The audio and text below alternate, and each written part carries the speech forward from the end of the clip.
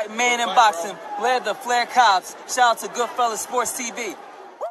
Don't forget to check out our sponsor, The Health Blaze, at thehealthblaze.com. 100% all natural products from lotions, soaps, foot soaks, bath bombs, and much, much more. Use the promo code Goodfella1Boxing. Tell them your boy CJ Goodfella sent you. Get 18% off. We out. All right, we are back. Let's talk some boxing. And Canelo Alvarez, according to his manager, had a hit list. And we're going to talk about that. But first, let's talk about him officially dropping the Super WBA belt at the middleweight division. And now they're saying that Ryota Murata can unify or be upgraded to the Super WBA title holder. So make sure you guys hit that subscribe button, bell icon button, share the video, check out our boxing news playlist. And my thing about it is Murata shouldn't even be the titleist, right? He got beat by Rob Brandt, and then Rob Brandt went over to Japan and lost to him, and he looked strong as ever. And like I said, they sit around and they accuse guys like Errol Spence and other fighters of being on steroids who never popped hot. All right, but then guys like Murata, they get a pass. Guys like Pacquiao, they get a bad pass. Guys like Canelo, who actually popped hot, get a pass. And my thing is, it's evidently clear that he's stronger at home, and that might just be because he's more comfortable at home, or it might be he takes some shit that they ain't really, drug testing for. But then again, over there in like the Asian countries, Japan and China and Korea, they serious about peds. All right, Luis Nery is banned over there for life. And that's why I think Inouye said he wouldn't fight him, because, when you test positive over there, they take it serious, but, it still don't explain the drastic difference between Murata versus Brandt in Vegas, wherever they fought, and then versus him in Japan.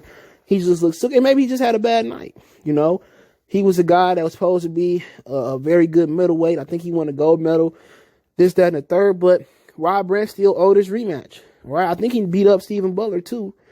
So I think Brandt still owed his rematch. But then again, there's rumors going around last year, or 2 years ago now, around the time Matt Korobov and Eubanks fought, that Eubanks will be the new Super WBA champion. So I'm not sure how that worked, but we know Al Heyman and Floyd Mayweather relationship with the WBA is super tight. But right now, boxing articles say Murata is the new Super WBA champion, or a guy that got an opportunity to become and unify the new Super WBA title holder. But my thing is, I don't have an issue with it, but he should have to be in a unification next, or getting a unification this year to be named the Super WBA title holder. And then you got options. You got him and Triple G, that's been talked about. Him and Demetrius Andrade, him and Jamal Charlo, which Charlo is supposed to be fighting Chris Eubanks.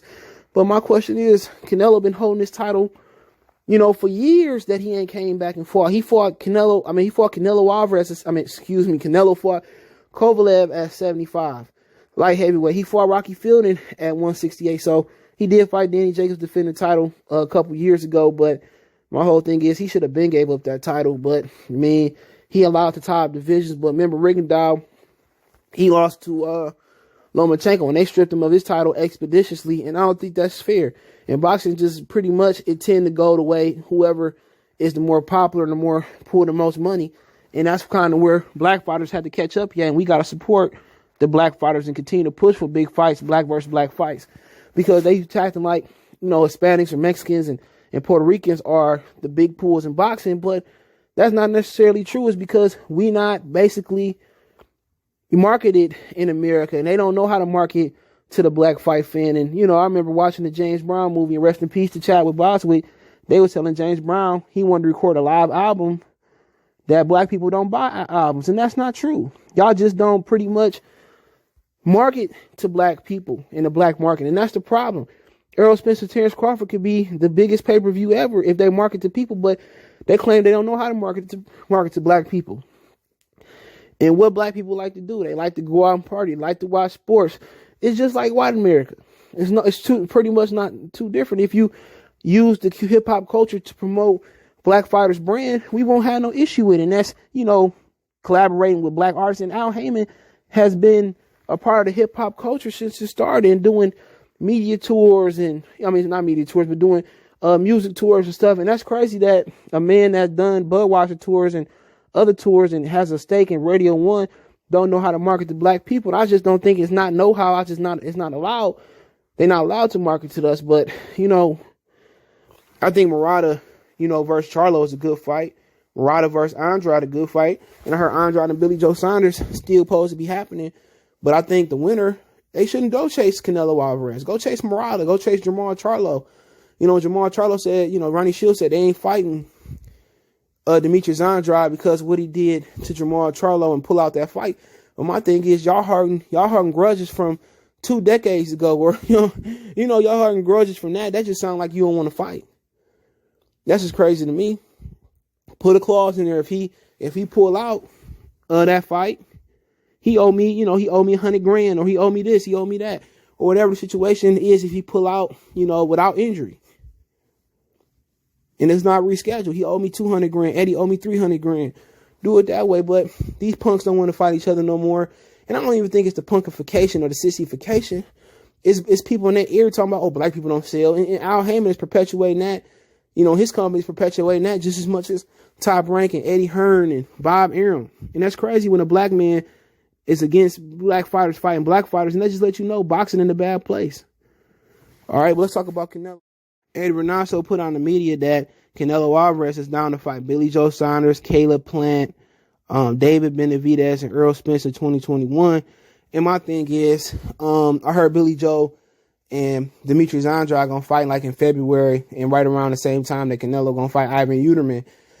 So that's an opportunity right there. But he didn't name Demetrius Andrade. So if Demetrius Andrade win, then Canelo don't want to fight him right away. So then that's say Benavidez, he don't hold the title, but he willing to fight him. Errol Spence don't hold the title, but he willing to come to 160 and fight him, which he should have kept. If he had any intentions on fighting Errol Spence, he could have kept that Super WBA belt as long as he wanted to. The WBA would have let him keep it, and him and Errol Spence could have fought for a title.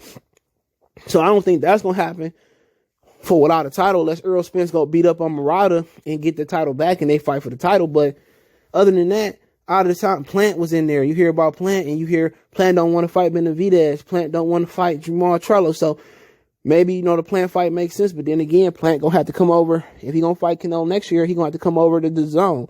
And with Al Heyman allowed him to come over to the zone. He allowed Sergey Divinchenko to come over there.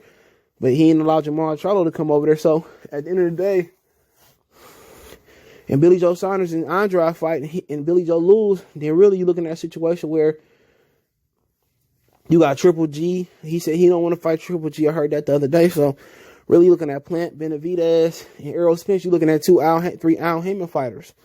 So if Canelo signed Eddie Hearn and signed that 3-fight deal, will Al Heyman allow his fighters to go over there? And then David Benavidez allowed Canelo Alvarez to get the belt.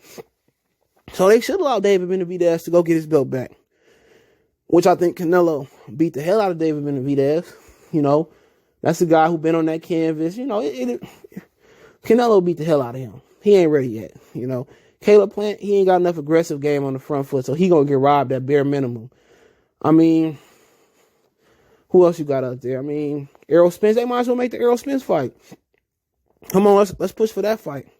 We can see him get the black beat off his ass. I'll be surprised if he make it to 412, but, I hope he win.